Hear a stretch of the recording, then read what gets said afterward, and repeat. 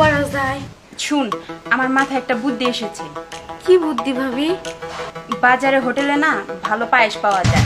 চল যাই, আমরা ওই হোটেল থেকে পায়েস কিনে নিয়ে আসি। তাহলে আমরা দুজনই জিতে যাব, বড় বউ জিততে পারবে না। আর টাকাটা পেলে তো আমাদের দুজনেরই ভালো হবে, আমরা দুজন ভাগাভাগি করে নিব। বুদ্ধিটা কেমন হলো বলতো? ভাবি, আমি তাতেই রাজি আছি, কিন্তু এই দুধটা দিয়ে কি করব? দে তোর দুধটা, আমি বাইরে যাওয়ার সময় ফেলে দিব। আচ্ছা আচ্ছা যা। এই যে বাবা। দাও বৌমা।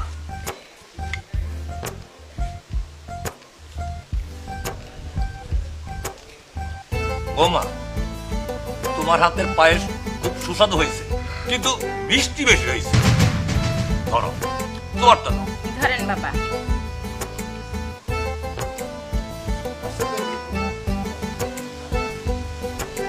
বৌমা, তোমার তো